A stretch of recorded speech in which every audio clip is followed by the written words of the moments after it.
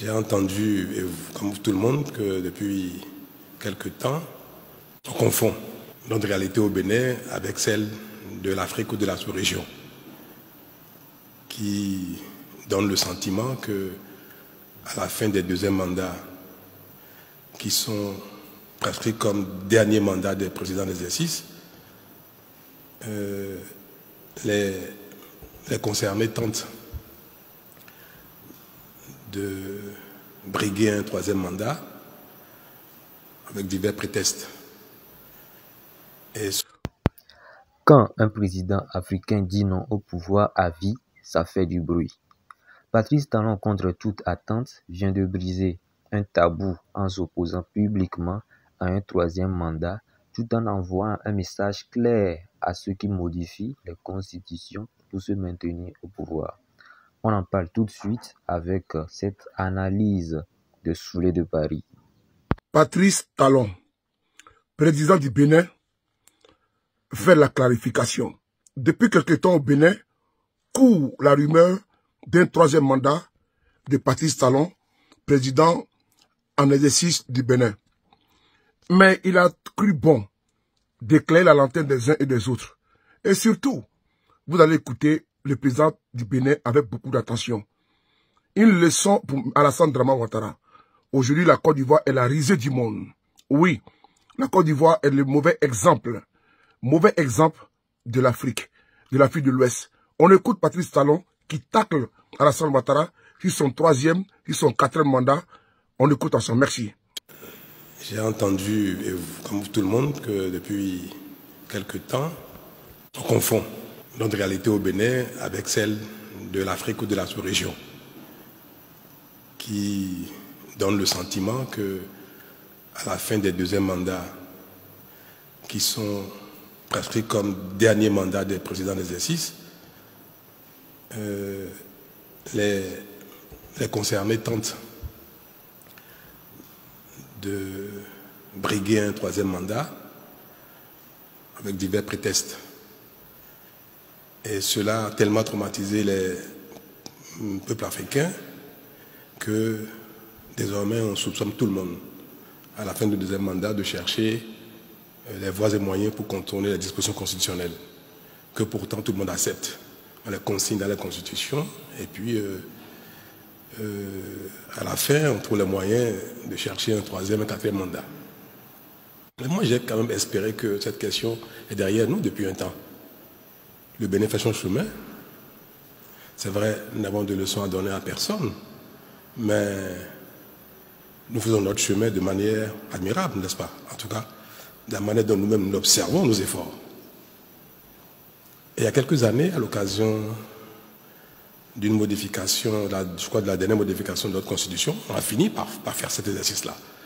Parce que quand un président est en exercice, il lui est pratiquement interdit de toucher la Constitution, quel que soit le motif, parce qu'on soupçonne de placer une virgule à tête de modification et puis de décréter que c'est une nouvelle Constitution ou une nouvelle République, pour remettre les compteurs à zéro, le compteur de décompte des mandats.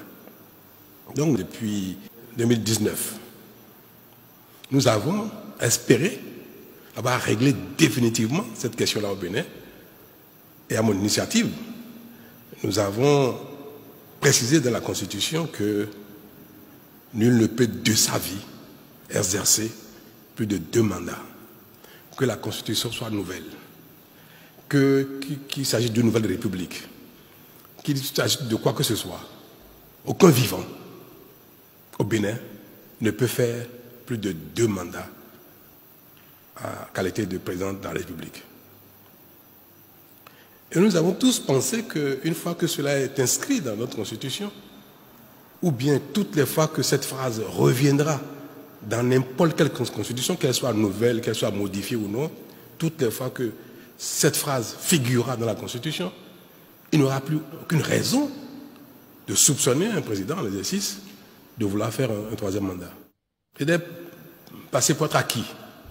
Puis, la fin de s'annonçant, on revient encore sur cette question, comme si cet acquis, cette phrase, qui est dans la Constitution, comme si, soit on s'apprête à l'évacuer, à le sortir de la Constitution, soit même si elle demeure dans la Constitution, elle n'est plus suffisante pour nous apaiser sur cette question-là. C'est malheureux.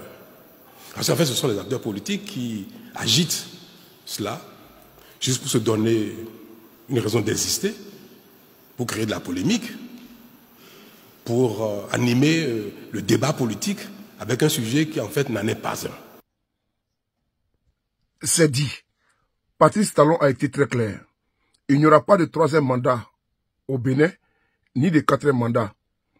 Les acrobaties utilisées par certains, comme Alassane Ouattara en Côte d'Ivoire, pour s'imposer et nous faire comprendre qu'il est dans un premier mandat de la Troisième République et qu'il veut faire un quatrième mandat, ça ne se passera pas au Bénin.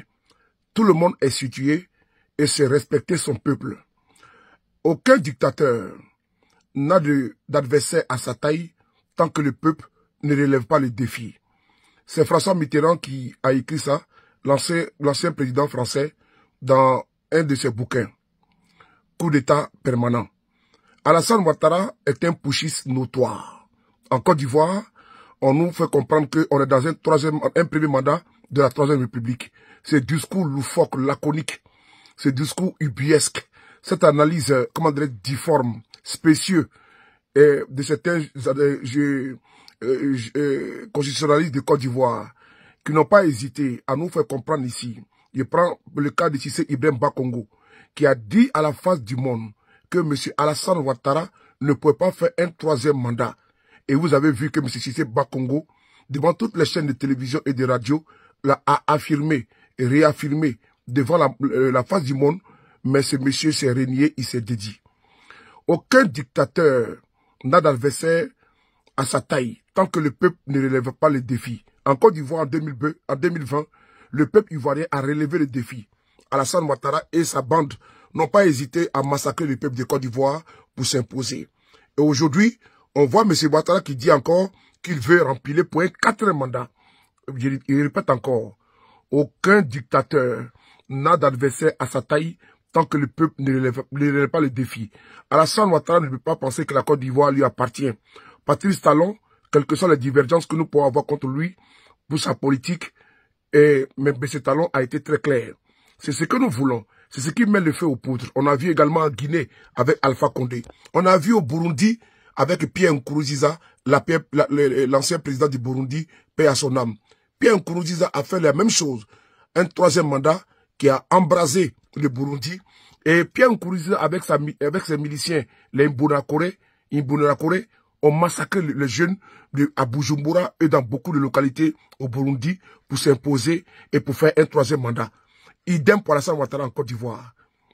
Les arguments fallacieux, tordus, farfelus, avancés par certains pour justifier le troisième mandat n'ont pas lieu d'être. Et Patrice Talon a été très clair. Alassane Ouattara a fait aujourd'hui que la Côte d'Ivoire est la honte au niveau démocratique, au niveau politique de l'Afrique. La Côte d'Ivoire n'est pas un exemple à cause d'un individu, à cause de l'obstination d'un clan, l'obstination d'un individu pour rester au pouvoir par tous les moyens. Merci. Mesdames et messieurs, merci d'avoir regardé jusqu'à la fin. En conclusion, Patrice Talon nous rappelle l'importance des valeurs démocratiques et du respect des institutions.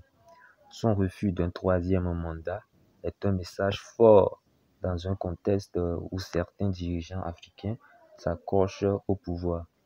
C'est une prise de position qui mérite une réflexion, non seulement pour les personnalités politiques, mais aussi pour nous, citoyens, car la démocratie, c'est avant tout notre responsabilité collective.